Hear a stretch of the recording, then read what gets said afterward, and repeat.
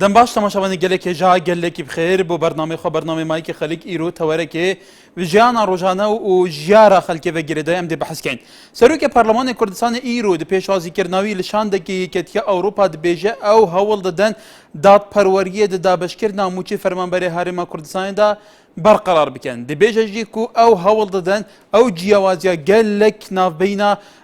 mûçên bilind û yên nizmên fermanberên Herêma Kurdistanê nehêlin û kêm bikin. Her wiha dibêje jî ku wan bûyeyekî pêwîstî bi pispor û alîkariya welatên pêşketiyên xwedî sîstemekî îdariyê pirêkûpêk hene. Ev jî yekîşan pirsaya gelek caran te dît êk vê herêmê rojekê wazîfê hikûmî nîne eslen her sera dayereka hikûmî jî nekiriye te dît wekû wezîr û wekû nizanim midîr am û wekû rawêjkar û wekû zabit û eqîd û maqîd û heta dawî heta teqat kirin. Demeke de kesek hemî jiyanayê mazif e sîh çil sala berdam mazif e ew 500,000 jî wernagît yê te dît 7 milyon wergirtin 4 milyon wergirtin yanî pareyê milyona kemtir nîne. Yan kesek bû parlamenter bi hûteker bû çand rojeka jî bît ew hata teqat kirin bi 6 milyon dînara pêtir. Kesek jî berdewam wazîfeyê hey xizmeta wazîfiyê hey û di fermangeheka xizmetguzariya giring û hestiyar de kar diket. Şev rojat wazîfeyê de gelek mandî dibî 40 sala hemî temenê xwe lê dayîrê birînît wextê teqat jî bî maaşê qet nageyte milyonekê. Ta çend giringe ev ciyawaziya nemînît wekû gelek cara fermanber jî xwe gulê diket. Wele berzan kemkirinewî ciyawazînê wan mûçeyî berz û nizmî fermanberanî Herêmî Kurdistan wekû êweş agadarin li êse Herêmî Kurdistan de ciyawaziyekî zor li nêwan mûçê fermanberan heye. Kesek ke muazif bê muazifê hikûmet bê legel kesekî tir be pey hindekî ixtisasat maaşekiyan ciyawaziyekî zor zoriyan li bênda ye. Serokê Parlemanê Kurdistanî ji emro alê ke ewan hewla din dadperwerî li dabînkirdinî mûçe û pêdanî mûçe be muazif peyrew bikin. Bas yeweşeke ewan hewla din ew ciyawaziya zoreyî mûçê fermanberan kem bikirêtەوە. Bû nimûne li êsta da wekû zor car parlamentar alên û çavdêrekan alên bêj gela 100,000 kesekî ke teqaûd kirawin û yek rojî wazîfeyê xizmetî wazîfiyan niye be çandîn milyon dînar. Kesekîş hemû jiyanê xwe li dawîrekî hikûmî sar beser ebasî 40 sal xizmetî wazîfeye teqaûd egirê 500,000 şer nagirê. Li kateke li hinê mustefîd nebe li erze, mustefîd nebe li kumalê şî tire. Em ciyawaziya zor e li nêwan mûçê fermanberan bû. Bû nimûne kesê parlamentar e çend rojekîş parlamentarî bike genc îşe etwanê li barekî tire êj bike ekser teqaûd ekin bebê em lawle teqaûd ekin be 6 milyon û ştêk dînar pê den û parekeş kevera weregirê. Li kateke kesek çendîn sal be deyan sal xizmetî wazîfê heye 500,000 niye. Ta çend giring em bê gumaniyekeke li gileyê berdewamî xelkê Kurdistan mûçe li katekê êse mûçeş niye li Bexda birawa belam bas li wekî mûçeş dabîn bikirêt li katî de hatû em kêşeye çareser bikirê. Berhal em ta çend giringe eger em qisana praktîze bikirê li berewê li Kurdistana zor caralên lêdwan qisey ciwan zor zor e belam bê şêwê kirdar niye praktîze nakire em qisane. Emro Serokê Parlemanî Kurdistan bu şandekî Yekîtiya Ewropa basî em meseleyê kir. Li dahatuwa wekû Serokatî Parlemanî Kurdistan ba xelkê Kurdistan çare bike ta çend em qisane ebine kirdar. Belê li xizmetî biçûnî weda.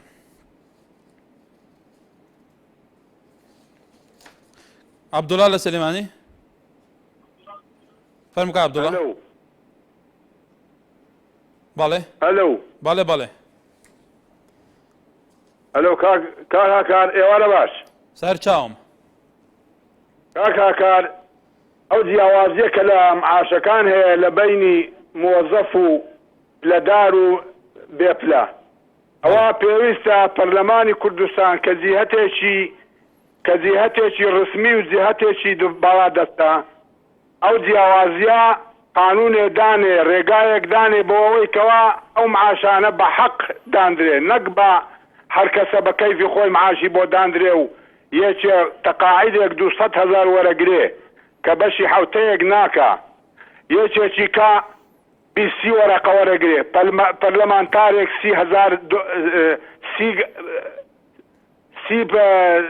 30 مليون دولار ورقره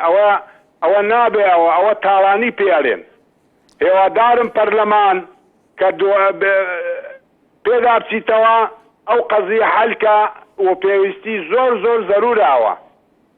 باڵێ نێچیروان قەسروکێ کەرەمکە الو باڵێ کەرەمکە الو کاک نێچیروان کەرەمکە ئێستا گۆداریت کەم تکایە الو دەمێتە باش باشتر اره بوچی راتبت هندکو 500,000 و یه هندکو میلیونکو 500,000 بوچی یعنی عدالت نینش بر چه؟ هەناژێک 5 میلیۆن 7 میلیۆن بوو سەری بۆچی؟ اره والله ام وی تشتی نزانن بلا همی تشتی بعدالت و اگه همی تشتی بلا تشتی بعدالت توزیع کن یعنی راتبه اگه همی تشتا از ایکش جماعت یعنی پیشمرگام 1020 اول 4 هی از دامت کم و به راتب و ازت ایجاره داشی باڵێ بوچی یعنی حکومت ما بلا وی تشتی بزانید ئیتر بحکومەتێ سەرنجاتە بوان هیوادارم گەشت بیت یوسفمان لەگەلەی کیڤە کاک یوسف زمار بەڵێ پەیوەندێکێ قوت بوو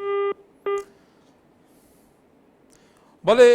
تەماشاوانە نێژا ئەم بەحسی جیاوازیە زۆرە نابینە ئەموچێ فەرمانبەرین هەرێما کوردستانێتیان گەل ئەف جیاوازیە بۆ حتا ڤی حەدی هەیە گەلێک جاران تێگوتن ئەکەر بە ڤی ڕەنگی بچیت احتیمالە ساڵێک دوێ دیکە بودجێ هەرێمی پندی دیژی پێتر بیت بەس تێرا تەقاعدا و تێرا خانەنشینکردان ئەکە بۆ نمونە پەرلەمانی کوردستانê ئەڤە خۆڵا چارەمەهەر خۆڵێکە 120 پەرلەمانتار تێنە تەقاعاتکردن فەرموچاندە ئەڤە کابینە هەشتەمەهەر کابینەکە چەند وەزیر تێنە تەقاعاتکردن و مدیر عام فەرموچاندە و لڤان پارێن gelek bi milyûneha dînaran têne teqatkirin ji bilî vê bi sedan wekîl wezîr û mudir am û wezîr bê ku xizmetan yazîfe bît ew jî hatîne teqatkirin û xizmeta berjewendiyên hezbî û di nava hezban de kar dikin êk roja xizmeta wazîfî şîniye fermû ev pareka henî taşan giringe sîstemeke rêxistî hebît ji bo yekê ku ev budce herêma Kurdistanê hûsa bi belaşna çî bidîtnewe eger sîstemeke rêxistiyê dadperwerî heba pêdanamûçe û sarfiyata û ev budce pare dihatê herêma Kurdistanê jêr çavdêriyeka nîştîmanî û neteweyiya hêzba dê rewşa Kurdan bivî ewayê gehît gelo yan ku niha te dî mesulek çend rojeka bî milyonêr û îtir heta dawiyê bale كايك احمد فرمو بله احمد تتكن باشي كايك احمد ام باشين الو كرمك باشي برا قال لك سوباس حسب كريم برا حتى في صلاة هري ببوجه هريمه بله هري برا من هذا الدار وزيرا بونيا فقير قرب السر جارة افجي بيشمرقه بو قلايا معاش يابو محمد سليمانيەوە ئەلۆ گیانم کاتە باش سەر چاو دەستخۆشی تەوەرەگە لە یەکەم تەوەرەگە زۆر جوانە باڵێ سپاس فەرموو وەڵام من داواکارم لە وەزیری دارایی باڵێ لە پەرلەمانی کوردستانی بەڕێز بەسەر جەم فراکسیۆنەکان و بێ جیاوازی پیاچوونەوەکەن بە فەرمانگاکانە لەسەر موچە بەپێی بڕوانامەکان ئیسە زۆر کەسێ بڕوانامەکەی ئەوە نییە کە کراوە بە بەڕێوەبەر تەماشاگەی سێی ناوەندی تەواو کردووە لە جێگەیدا نرا بە بەڕێوەبەر شەشی تەواو کردووە لە جامیعەتدایان ناوە سەناعی تەواو کردووە لە جامیعەت داوامەکە یان شیاوی ئەو موچێنی کە وەریەگرن جا من داواکارم لە وەزارەتی دارایی داواکارم لە پەرلەمانی بەڕێز پیاچوونەیە بە پلەی فەرمانبەران بکە لەسەر بڕوانامەکانیان دڵنیا بن لە بڕوانامەکانیان ئەو جێگانش کە دایان ناوە بزانن شیاوی ئەو جێگایەن باڵێ ئیتم نەرەوە نەمێ بەڵێ سپاس بۆ تە حتا وەزیرەکانیشە وەزاری ئەو وەزیرانی وەزارەت بەرەوە بن وەزیرە بەڕێزەکانیش حتا ئەوانیش خاوەنی ئەو شیهادەوە و تەخەسوسانینە کە وەزارەتەکانیان بەرێ پێی بەرەوە ئەبرێ ئەنی ئەو وەزارەتانە کە تەسلیمیان وەزیرانە کراوە وەزیرەکانیش خۆیان شیهادەی ئەوان لە چارچەوەی ئیدارەکردنێکی منزومەیەکی وان نییە وەکو وەزارەتەکێکە بتوانێت بەڕێوە بەڵام ئەوە بچێ گەڕێنەوە ئیتر بەرپرسەکانی هەرێم بەرپرسە باڵەکانیان هەرێمەزان بەڵێ سەرتیب لە نەرویجەوە باڵێ کاک سەرتیب فەرموو باڵێ سەر چاو سوارد بچو چون باید نعادلاتی وچرا هرین کلتان الباساسی که شکل بدا حزب جمالي كان لأخوانا عمود إنه حزب حضوراني كان بدخل حزب لكومكاكين شوية تأثيرين شوانيوا وهو لجان كان يدخل هزار وخلقي فقير هزار لبدا تصاوبلي بهم كان شيء طالشي كده هيك إلا كان هاري بنكال سكت كدين دنجي خلق برلمانك عندنا برلمان هالصاوبة يعني كومالا وتجير فأما وايد عندنا برلمانك بيدنجي كان يكملنا عدالتك البرلمان يكتو عندنا برلمانك خوي ندي عندنا ندي أما لا يكون عندنا برلمان بيدن برامبر بحجب حزب يكابو ملته لذلك كان أبي خلف كردستان أو راسيان بودرك عندنا برلمان كان يشير بيدن برامبر أو جمع عدالتي أو أن عدالتي قبلك دواش بداخل خلق كيك خوي ولی ناساله حالا بچوا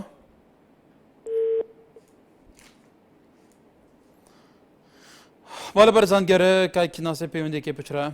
بالا ام بحث جیاوازی مچت که این تماشاوان نیجا گلیک جرام بحث تخصصات تکرن که هر کسی که تعیین بید سر اساس وی شهادوینه اف شهادش گلو سیستم پرورده سیستم خویندن الکردستانی چاویه آیا اوه کادره که دیگشتی پیگشتی خودی طموح و خودی برپسرتی برهمتینه آن بس اف کادره هاول داده اوین کو شهاده که بدز و بینا دوکیومنت یک دستا باج بونهنده دایره که حکومی معزز مکرم بیت تقاعد کردن و حتات ملی جیانوی تأمین بیتو بیکو هیچ کاری که جیب کرد تدید هر دایره که شولک 20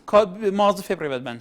دم كده بيست بدو موظف هاي اودي جامي بارگراني كو اف باريت تدام بفان موظف هم بار خلكيل بودجي گشتيل سامان گشتي كو وجي بار خلكيش برهند بر موظفات تدان دا خدمتا خلكي بكن تديجي كسك بوزير حتى سر است وزارت جي كف كس اختصاصي برايوت برنا وزارت نينا او شهادويناي او تيجه علمي یاد میشکوی ده اونی نکوی وزارت پیبرو به توی منظومه پریو بد به بس تدید که اف وزیره گلک جاران تدید الچارچوبه احزابان داد وان احزابان جی مکتب سیاسی توان کی تکتلا کی نظام چوک و علم گلک جاران بحث کرد اف بی وزیر دم کده کو اختصاصی و تیجشتناوی و شهادوی جی اونی نکوی وزارت پریو بد حتی هنا ارض اسمان جی فرقه او شهادوی و اف وزارت کجا مرحبا لی اول هرم کردستانی واقعی که بوهیه بله هەڤا لە پیرەمەگرونەوە کاتێ باش سەر چام کای کەڤان دەستخۆشی لێ یەکەم و سپاس دەکەم بۆ بەرنامە جوانە بەڕاستی لە جێی خۆیاتی باڵێ فەرموو لە خزمەتدان خۆی ئەگەر باسی بودجە بکەوی لەم وڵاتی ئێمە لەم سێ شارە بە کورتی و بە کورتی نەعەدالەتە من کەس ئەزانم لەم سێ شارەی خۆماندایە کوڕوباوکە مانگانە موچەکەی کە مردووشە 100 دەفتەرە معاشەکەی 8 مانە مانگی 37,000 باشە 37,000 لە شوێ و 100 دەفتەر لە شوێیە ئەمە عەدالەتەکەی لە شوێیە 100 دەفتەر هەر خۆی لە خۆیدا گەندەڵیە چۆن بۆ گەندەڵیەکە بۆ ڕوونەکەمەوە پەرلەمان مانگی 12 ملیۆنە معاشەکەی ئەمەی کوردستان ئەوەی بەخاس 32 ملیۆنە معاشەکەی باشە لە شوێی دنیادا بووە 32 ملیۆن دیار معاش یەک نەفەر ئەنجا لە هەمووی سێر و خوای دەکە تۆ دێک مەچالە مەکاکە کار باڵێ قسە بکەم بە سی حیمایی بۆ کراوە بە کورتیەکەی سی پاسەوانی بۆ کراوە ئەوەی بەخا ئەم سی پاسەوانە خۆی موشەکاکە دەگیرفانیەوە پێی ئەڵێن بندیوار 200,000 بۆ داناوە ئەمە ئەڵێ من دەزگای نەزەحەم بۆ داناوە کاکە ئەمە خۆی لە خۆیان گەندەڵیە باڵێ سپا بسەرنجی تۆ باڵێ غازی مالەگەلە لە سلێمانی کای غازی فەرموو کاکە گیان چۆنی کاکارگیان سەر چاوم کای غازی مەمنونم زۆر مەمنونم بۆ بەرنامەکە سپاسەکەم فەرموو کاکە من زەلامێکی تەقاعدم خریجی حەدادەی زەراعەم باڵێ شادیان 27 ساڵ خبرەتم ئیسە 244 وەرەگرم هەر لەبەر ئەوەی کەوا لە ساڵی 2001 خۆم تەقاعد کردووە یعنی ئەوە خۆ بەرنامەی ئەو معاشەینەی ژەیەکەوەینی عێراقەکە زیاد بۆ ئیسەوە جەماعەت کە بۆ ماوەی 8 دانەمانگە پارە وەرەگرن کە 465,000 وەرەگرن ئێمە هێشتا پارەکە هیچ حسابێکمان بۆ نەکراوە باڵێ هیوادارم کەوا لە بەرنامەکەتانەوە شتێکمان بۆ بکەن کە ئەو معاشانەمان زیاد بکەن و ئێمە معاشمان کەمەوە تەقاعد بە 244,000 لێ بکە وەلێ کایک غازی وادارم سەرنجی تۆ گەشت بێ هیوا لە هەولێرەوە ئەم کاتە بەش کاکەدا سەر چاوم هەموو کاتێک دەستخۆشی بەرنامە جوانت دێتم هیوای سەربەتنە بۆ تۆ بۆ هەموو کارمەندان باڵێ سپاسەکە تو زێ دەنگی بەسکەیتەوە کاکی هیوا باڵێ ئێستا گوێ لێمە کاکەدار باڵێ فەرموو ئەگەر حەزت نەبێتەوە بەرنامەکە لەسەر چییە بەردەمێمە لەسەر جیاوازی نێوان موچەوی پلە بەرزەکان و پلە نزمەکانە زۆر سپاس بۆ بەرزوانە بەڕای خۆمڵایی جیازێکی وای زۆر تبینم لە موچەی لە بەرزەکان و نزمەکان کە ئەو خەڵکی کوردستان زۆر حەقی خۆیان هەگیرێ و کەس بێ لەو بەرپرسانە بکەن کە بە تایبەتیش بەرپرسانی لای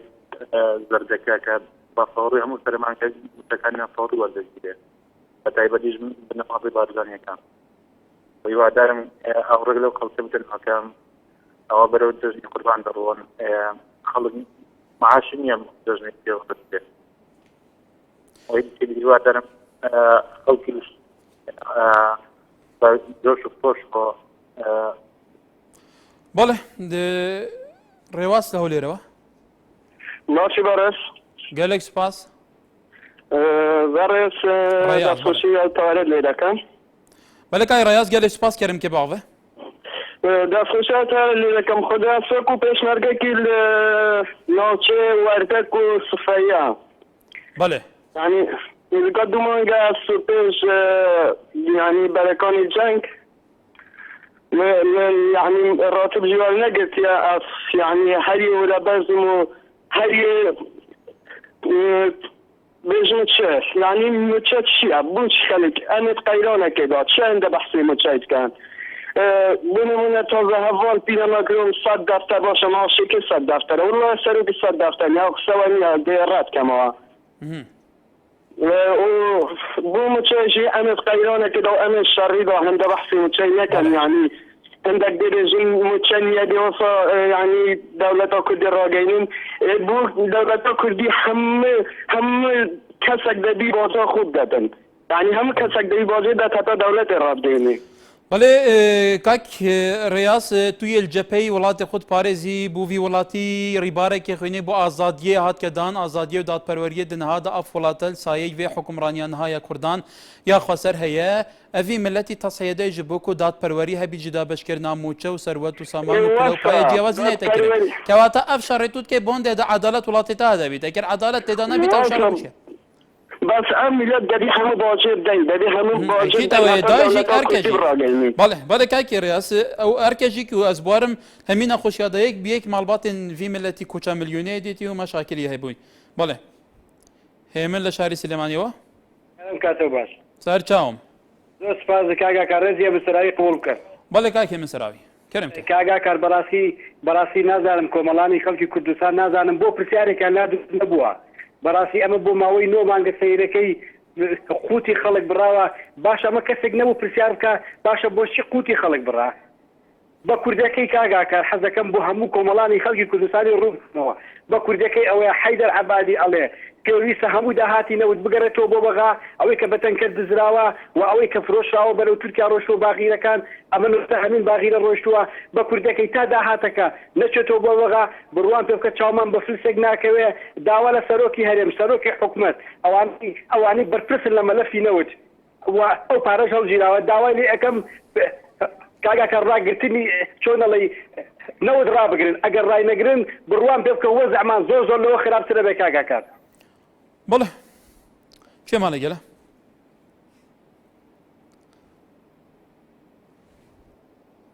بارزان لە کەلک چیەوە وانە باش برای بەڕێز سەر چاو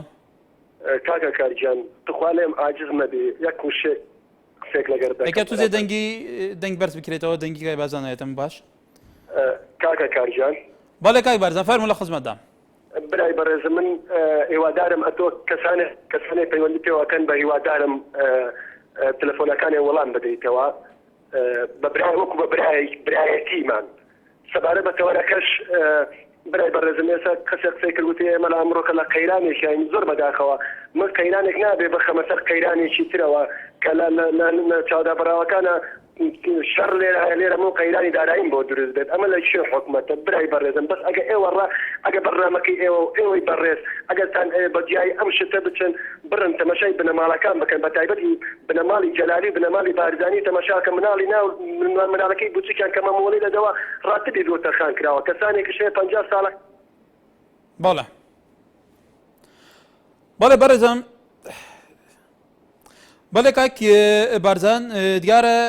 لەسەر تەوەرەکەت ئەخیرەن ئارمانجی سەرەکی مە لەم بەرنامای ئەوەیە کە سەرنجی خەڵک بگا کە قسەی خەڵک بکە کە خەڵک قسەی خۆی بە دلی خۆی بکە ئەوەی خۆی ئەوێ قسە بکە لە چارچەوەی پرانسیپ و بێگومان ڕێزگرتنە لامان کا دایمەش لێرە جابی هیچ کەسی باکسەوە ئێمە خزمەتی واکەین گەلێک جاران بینەرێک هەیە ئەوەندە قسەیەکەکە قسەکە گرنگە لە چارچە قسەکانی پرسیاری لێ بکە لەبەرەوە بینەریش لە ئێمە زۆر گرنگە بەس ئێمە پرسیار لە چاودێرە سیاسیەکان ناکەین هەموو خەڵکی کوردستان چاودێرە لەبەرەوە هەمویان ژیان و مەسیرێکی هاوبەشیان هەیە بەڵێ حسێن لە کێلارەوە وای باش سەر چاوم پرسیارە دەماکە زەحمانە دیکەن کاکی حسێن تولکیڤە تاغی ئەگەر خەبات تاغم کەلەکێ خەبات ئەوان ناوەکی دیدا من باشە کەرم کە لا خباتت كارسين خبات طاوي كان قال ما مستجمال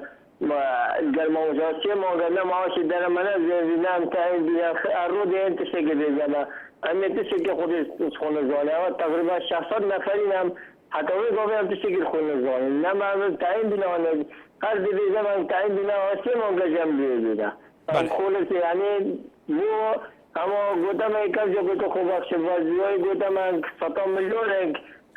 تعیین چون حتی که جیت شک نگشت ما وازی هرروز تینو چین هرروز تدریب مد کنار کمینه در که در چون جیگی خطر مدون و حتی که جیگی معاشی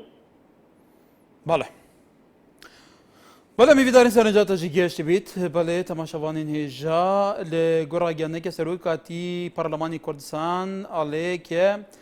سەرۆکی پەرلەمانی کوردستان پێشوازی لە شاندێکی یەکەتی ئەوروپا بە سەرۆکاتیە ئۆلیرێش شەڕای دەرکرد سەرۆکی پەرلەمان ڕاگەیاند کە لە دابەشکردنی داهاتی وڵات پێویستیان بە دادپەروەری هەیە دەشڵێت دەمانەوەی جیاوازە گەورەکانی نێوان موچەی بەرز و نزمەکانی فەرمانبەرانی هەرێمی کوردستان کەم بکرێنەوە لە کاتێکا پێشتر یاسای بودجێ حزبەکان هەبوو لە پەرلەمانی کوردستانە کە بۆ هەر کورسیەک هەر حزبێک بۆ هەر کورسیەک 60 ملیۆن دینار بۆ خۆی وەکو حزب وەرەگرێ بێژگەلەوە پەرلەمانتار بە مخصصات و بە موچە و بە ئەملاولا لەوانەیە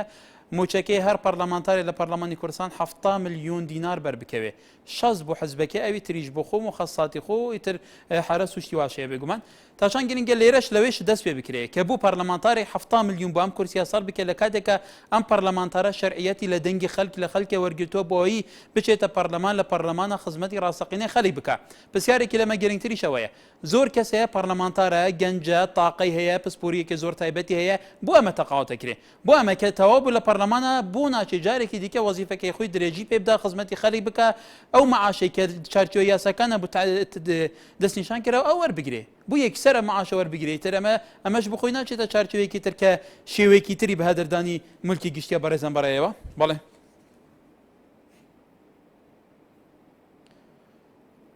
مامە خەمە لە سلێمانی بەڵێ لە وڵاتێکە ڕەفتار ئاغا حکمی بکات خواردن و ماڵ و ئۆتۆمبیل و هەموو شتێکی لە خەڵک جیابێ بە گۆڕستانیشەوە چۆن فەرمانبەر وەک بەردەست و ئالەت تەماشا ناکرێت ئەم بەرپرسانە بە بیانی شۆڕشەوە بە دایکە و بێچۆوە کردویان بە بەرپرس و بەڕێوبەر و موچەخۆری سەیر و سەمەرە من ناڵێم موچەخۆری بن دیوار ئەڵێم مشەخۆری بن باڵی حیزب کاکە دنیای ئێمە هەر ئاغایەتی و شەکایەتەکەی جارانە بۆیە هەر یاسایەک دابنێن بۆ برسیکردن و کۆیلەکردنی خەڵکە ئەمانە بازرگانی شۆڕشن چونکە ئەگەر خەڵک موچە و ژیان و گوزەرانی باش بێت نابێتە کۆی لەو دەنگ و وجدانی خۆی بفرۆشێ من تەحەداکەم ئەگەر موچەی ئەندام پەرلەمان و وەزیرەکان کەم بێ بزان حیزبیەکان بە تایبەتی سەرنجەکان شەڕ لەسەر ئەو پۆستانە دەکەن ئەمە حکومەتی میزاجی و هەلکوشە نەک قانون و دادگەری برای بەڕێز لەگەڵ ڕێزما بۆ ملایەک کێمان لەگەڵە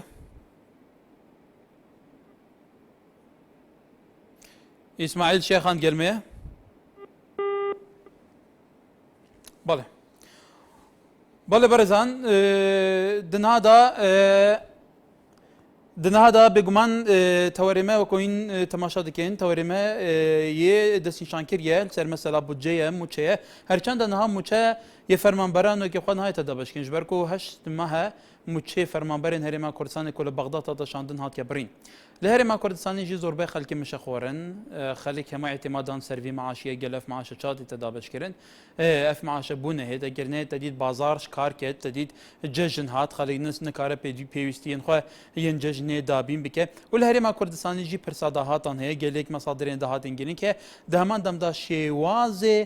تەقاعدکردنا خەڵکێ و مچەخۆرکردنا خەڵکێ و شێوازێ تەعینکردنا خەڵکێ گەلول سەرچە بنەماول سەرچە بنگە ئەف پارە تێتە سەرفکردن ئەف پارە چارچوبێ یاسا و ڕێسا و وەک هەڤیەش بەرگ و ئەف پارە پارێ هەموو خەڵکیە اف بارج بركو تتبو هر موظفك اختي معاشي ورقي بلا باش في بزانيت كاو نباري حزبيه حتى حزب جي باري خلكي داد جي سر حسابه باري خلكي او باري خلكي يدا في موظفي بچيت هم جانا خو بتابين كد هم خدمته خلكي جيب كد چارچوبه وظيفه خدا قالك جاران تيتا قلتن كو قالك مروف هيا وشهاده ومروف مثقفه حتى داويه هيش تاد مشكي دواسه بولين كيري او معاشي تيتا دامبي دست حزبيه تيتا دان البر حزب داتي نظام حتى داويه لدما كده تفيا بيت زانينكو او حزب جيك همو جب تايبتي هندك احزاب كردان همو جمجن في حزب السر اساسي والسر حساب خلكي بريكه خلكي تتبريفا بنم بخدمه حزبي هم ماكينه اعلاميه وان وهم بارقاهت وان وحتى داويه بله احمد لدوس خرماتو كاتو باش ورزم سر چاو لسرت ورقة أحمد مثلا بتي أولي معاشي برلمان تاران أو شتيك أخو ما عندك ما بيدا أو ده بقبولش ما بيدا متشكي أوايا متشكي أمام يما بمشوية لسر متشكي فرما برا دو عندني سركداتي شتي اجتماعي كردستان كابونة هوي بريني أو بوتيا أما على لسر كالمية تيري ويتوقع على ساعة أو ارتيفي حيدر عبادي برا حيدر عبادي لو ار تي في بيع لام خوي تيتي من اودو برزار من شكي عن بري وهاتنا نعمل كان نسيو برز مري ما لو كاك عم اشتكيوات كنا كراوته وما يكترتو ما بار كدم بو حتى اشتكيوات استا كنا كرتو حيدر عبادي اشتكيوي نوتو لبرا اما حمو حدث كان لك خويا غوازينوا لستلاتي وار تي في حزكم داول لامو بينرانا كم تماشاغل لجن سغف زالتي نسيت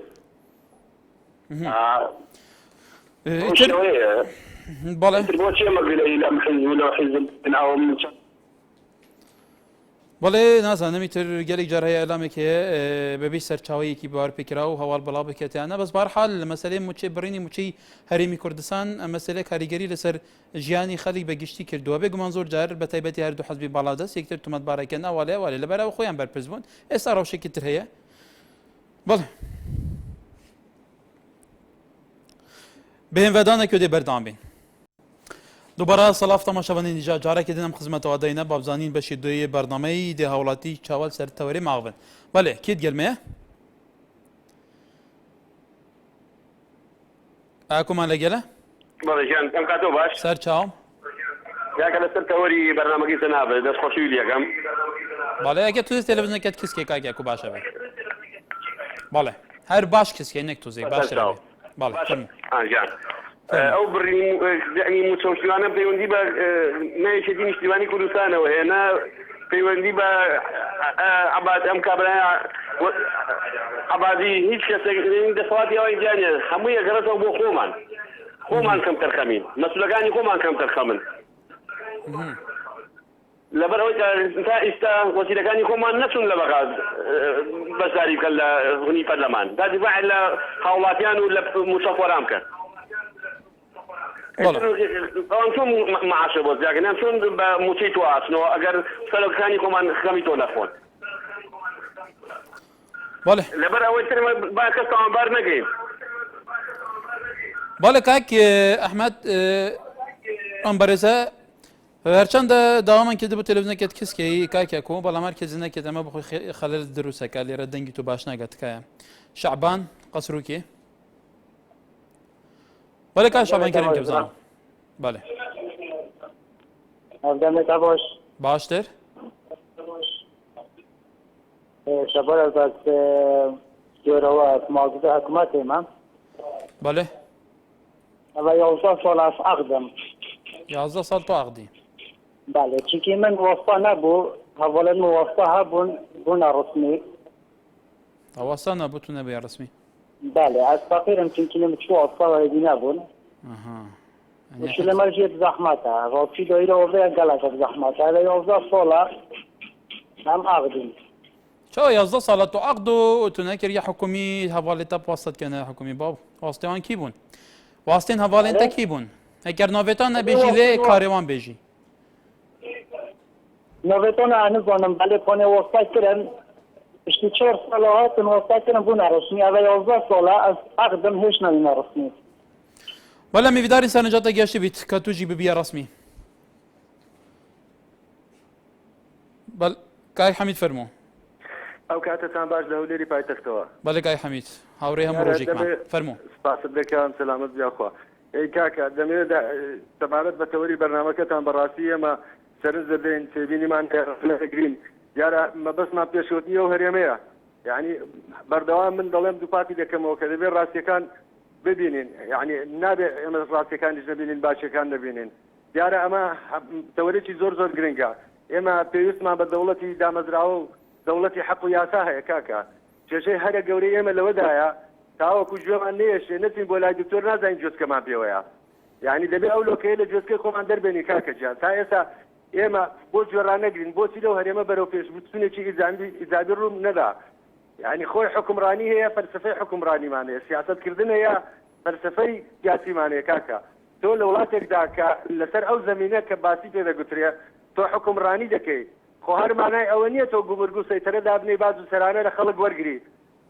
میلەت فەرامۆشکەی ئایا حزبێکی کوردستانی ئەگەر کاتەکەم بۆ زیادکەی ئەوە پرسیارێکی گرنگە ئایا حزبێکی کوردستانی دەتوانێت لە بەڵێ ئاریان لاو لێرەوە کاکەوارە باش سەر چاو برای بەڕێزم بۆ یەکسانی موسەی فەرمان بەران سەرۆکی پەرلەمان و پەرلەمانتارەکان دەبی لە خۆیانەوە دەست پێ بکەن ئەو جا یەکسانی بۆ خەڵکی خوارێ دابینکەن لەبارەی ئەو دوو سەرکردەی یەکێتی نیشتیمانیش ئەوە درۆی شاخدارە ئەسڵ و ئەساسینەکە سەرۆکی هەرێم سەرۆکی هەرێمە بابستە بەغداها داوای قوتی خەڵک بکە نەک بستە تورکیا بنەوتەکەی بداتە تورکیا هیچمان بۆ نەمێنێتەوە و ئەوەیە لە ئاسازدا ئەوە نییە سەرکردەی یەکێتی قسەی بکەیان نەکا خۆ سەرۆکی هەرێم سەرۆکی هەرێمە خۆ سەرکردەی یەکێتی سەرۆکی هەرێم نییە ئەوە درۆی شاخدارە و خەڵکی بەو قسەی کە ئەوانە دەیکەن ڕقی زیادر هەڵدەستێن نەک قەناعەتی پێ بکە بۆ خۆشیان ڕسوا دەبن سەرۆکی هەرێم سەرۆکی حکومەت خۆ کەس دەیوێ نەگەتوێت بەڵێ تکایە ئەگەر سەرنجی شەبێ بەڵام لە چارچێ سەرنجە تکایە کومەڵێ مستەڵەحەیەکە بەکارنێنرێ بەڕێزان بەڵێ کێمان لەگەڵە علی لە باڵە کایەتی علی کاکا کاریوارە باش ئێوارە باشتر تەلەڤیزیۆنێکت کەسکە هەر زۆر مهمە بێ مهم ها زۆر مهمە بێ لە بەلاو ڕۆژانە و داوایەکەین بۆیە دەنگی بە باشوگە بەداخەوە بەڕێزان تکایە تەلەڤیزیۆنەکەتان کەسکێن لەو کاتە لەبەرەوە مەسەلەیەکی تەکنیکیە کێشە دروستە بێت دەنگ دووبارە و سێبارە بێتەوە ئیتر دەنگیەوە باش ناکە ئیسعاجی بینەریشەکە ناتوانێت بەدیقەتەوە جێتان لە بگێ ئیتر لەبەرەوە پێمان باشە دەنگی تەلەڤیزیۆنەکەتان کەسکێن بەڵێ ئەسەد لە حەویجە کاگەرکە من نەوزادم لە کەرکووک سێ چوار وەرم گوت ئەمبری نەوزاد لە کەرکووک ئەها ئەوە جارێکی دێ و بەرحاڵ کاکی نەوزاد هەموو ڕۆژێک بەرەسان پەیوەندیەکەن ئیتر هەندێک جار فەرمەوە فەرمەوە ئەمڕۆ زۆر ئەم جارە سەرنجی خۆش جاران بەڕێزێکی دیکەش هەبوو لە چەمچەماڵ جارە هەر کاتێک بە ناوێکەوە تەلەفۆنیەکەت فەرموو سەرنجی من نانا هەر بەناوخۆوە تەلەفۆنم کردووە چونکە من کەس هیچ بەڵام لە کۆنتۆڕ بە مناڵێن ئەسەد لە حەویجە توزێکی حەبەسا متمەکەرەوە عەرەبی قسە بکەیت لەوانێ باش نەگەی بەڵێ فەرموو لە خزمەتدان بە کاتی ئیستیفادە لە کاتێکی خۆ وەرگرە جیاوازی بووجا ئێمە لە کاتەدا حسێن موافقی دەرەجە دوو بین هاوڵاتی دەرەجە دوو ئیسا لەبەرەوە دەرەجە یەک وەتا دەرەجە حەفدەمان هەیە جا جیاوازی بووجەکەینەوەیە دوایش ئەگەر ئەم بووجەیە من ئامادەم بە چوار زەران لێلایەنە بۆم بۆ بەغا بە یەک کۆبینەوەی بووجەکەی لەگەڵ خۆمان تێرم بۆ شەردەی چی قانونی دەسەری بوو ئەمان جێبەجێ بکەن ئەتەنە بە خۆڵەکە لە چاو خەڵ خەتای بەغای و خەتای ئەبێت ئێمە لە چوارچەوەی عێراقاگەین ئەبێ ئەو دەهاتی ئێمە لە ڕێی بڕات بگەڕێتەوە بۆ عێراق و دەوتەکەمان لە ڕێ وەداینەتی عێراق و بفرستێ هێچ با خۆڵەکە لە چاو خەڵ خەتای بۆ خەڵ بکەن بەس خەتای خەڵکە کشتی خەتای ئەگرێتەوە خەتای خەڵ بەڵێ سپاس بۆ تۆ سپاس بۆ توکای نەوزاد ئێمە پێمان باشە هەمووتان بینەری بەڕێزی ئێمەنەوە لەسەر سەر و لەسەر چاو لێرە تەنها خزمەتی ئێوەیەکەن ئێمە بەڵام هەیە هەموو ڕۆژێک پەیوەندیەکە هەموو ڕۆژێک لەوانەیە هەر کاتێک قسە بکە خەڵک بزانێ کومنتی ئەمە چیە لەبەرەوە ڕۆژانە لەبەرەوە پێمان باشە هەندێک ڕۆژ شەکەرغیا بن خەڵکانی تریش مەجالیان هەبێ قسە بکە لەبەرەوە مە بەرنامەی چەند بینەرێک نییە هی هەموو بینەرێکی هەموویان حەقیان هەیە تیا بەشدار بن تکایە حەما ڕەشید دهۆکێ هەکۆچۆنی گەلێک سوپاس بەس برا موچەکە هێرو ئەحمەد عادل موراد براوە موچەکە بەحسێ موچە بکە کاکی حەما ڕەشید تا چ گوت دەست باشێ نەگەشتم موچەکە هێرو ئەحمەد و عادل موراد براوە ئەوە نەمانگە ئەوە نەمانگە نە هەیڤە هێرو ئەحمەد و عادل موراد موچەکە براوە ئەن معاش براوە معاشەمە براوە کوردستانی هيرو احمد وعادل زاني مراد. اگر تو بشی وزار منطقه با ویدشتا گمش برکو یادی بچه مظبوط تمام بلا خدام تسمع هيرو احمد بس اوه تثبیت نکریه اوه تثبیت نبویه مالکی بخوشی وی رافض که کو کسی که او هرما کردستان جی که او سرکده وی حزب جی وی که رافض دکت لا والله وبالله بالهمو قلعانا او اخر دشت بالقى البردسيه بس سين قالك بزحمتها امناتي الالمانيا اللي بل او تشتغل اها دا حال كي ان دا تبقى هيك بي مساله هاتنا دا اي والله وبالله وهمو قرعانا هيرو احمد وعادل مراد او مع اخر كاك تبالقى البردسيه بالقى دمك دمالكي فيك رافسكت بربسيتي كتي رافسكت من بلجايا من تو بوستة قبل البغدايات واللجنة زاهي شاف دري بربسني بسنجا مالكي والله وبالله بلقي محيا والله وبالله عادل مراد وهير بهرحال سباز بوتف سين خواردن جيك بدامك بفي اواي يتراويش سرنجاته تجاولاتيكي سرز بسرنجاته جايه كرم كيكي ديالما ميكائيل اكل ديالما باش كاك هكر باشر بوتا مدفير قلتنا كي بيجن بس نفسه بابا تتايا كرم كيكاي ميكائيل سبوات وزارة الطيوادي فاتح مولوي زاده كديت شوف بكثنا كي البرنامج روجاني انا ارتد قلت تاخر بله قلتي ما بيش كيشو باتوكونيا بس وانينا حتى لو كما بس كتابة جغرافية والقتي يعني هاي كيشو كيشة هاي صدي هاي بس كتابة جغرافية ما والقتي دي شيء صارن وما عندك خبيد وكذي تبارت کشا خطاب خانش دوامية دم سفين دزایی وزیر پرورده و کابینه ششه دا گفتی 2015 کشا ماچا سروید برای صادح مولوی زادت گفتی 5 سال دیدی بکشید ای بچه مسئله امتحان گین برپرس رزگار لا خورماتوا هم کارت زاج مرز سر چاو دست خوشی برنامه قد لیگم بله که رزگار سپاس فرمو والله انت شارك ويا بو مش لغان اقل ایتر امش بسیارک من اگه تلویزیون کت کس که لبروا بخوا چند جا دوبارم کردم بس چاو دنگی تو بزرگ بشش ما هم كشي بنزين وكشي بتشو مش يعني شو انا بدا ولادي سر بخو ولادي سر بخو ويا بس اگر تصحیح نداره قربانی نداره پیتوای ولادی سر بخو و دروز به بس شو انا بدا ولادي سر بخو بشش معني تو يعني ام بتشو ام بنزين ام كشان دروسكا شو استلم قادر والله عبد الله البردرش قلميه السلام عليكم. عليكم السلام. جاوني بلاي برز باشي. زور سباس كايك عبد الله فرمو.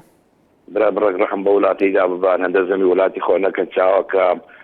ولات ما لو وزعشيني على باردجي لو الركاب متسدد نائب رخم كبرك تحمل بكاد رحم بلاي برز. بالا. نقول عندك كتليفون لك برك. بالك عبد نقول مناقشه لك مكبري ولات ما لو وزعشيني على باردجي شاوك يشاوم. دنياها مدرج من يتوها ورو. يعني باخذ بيها قداري وزع كبير. بله. يقدر متناي يقدر فلان يقدر برفرسه يقدر ويديا رب العالمين ما قدر يكون دي ولا كرديا ده بيتحمل بكين براي بريس. بالك عبد الله جمله تسبب بسرنجي تو شيدر هر کسی که آزاد و کوتوش چون آزادی سرنجي خل سروازه که در بری بله. چطور الزمار كرم که باشه برا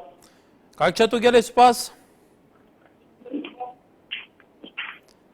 براستش مرگم المنطقه زمار بله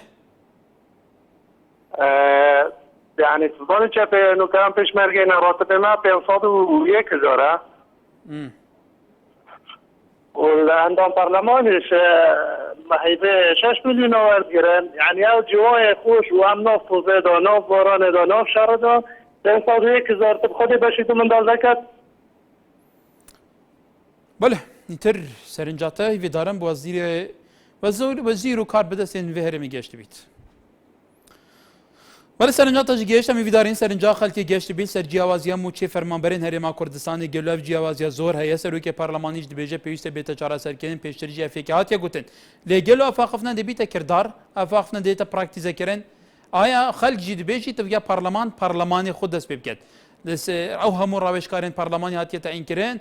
ئەو هەموو پەرلەمانتارên هاتیە تەقاعدکردن و ئەڤێتنوکە و ئەو هەموو پارەی بۆ تێتە سەرفکردن و بودجێ ئەحزابên ناڤە پەرلەمانی و کورسیانی حتا داویە خەڵک vێگی لە یەش پەرلەمانی کرد وەلە بەرزانی مایوەدارین سەرنجیەوە گەیشت بێتێ کە ئەو جیاوازیە زۆرەی وەکو ئاڵێن لە نێوان موچەی فەرمانبەرانی هەرێمی کوردستان دا هەیە ئەکید جیاوازەکەش لەوانەیە زۆر جار بگاتە چەندین ملیۆن دینار نەک چەند سەد هەزارێک چەندین ملیۆن دینار ئەم ڕەوشە بوو هەیە سەرۆکی پەرلەمانی کوردستانی شەڵێ ئێمە پێداچوونەوە ئەکەین بۆی دادپەروەری بەرقەرار بێن لە داهاتوودا ئێوە خەڵکی کوردستان چاودێریە و قسانی سەرۆکی پەرلەمانکەن کە فعلەن وەکو خۆی ئەڵێ دادپەروەری لە مەسەلەی دابینکردنی موچە کەمکردنەوەی ئەو جیاوازیە زۆرە وەکو خۆشی ئاڵێ لە بینی موچەی پلە نزم و پلە خوارەکانی هەرێمی کوردستان نەکریانە لە داهاتوودا خۆتان چاودێری ڕەوشەکە بکەن حتا سبەی الڤێری ئەم خزمەتەوە بکەن نێوار باش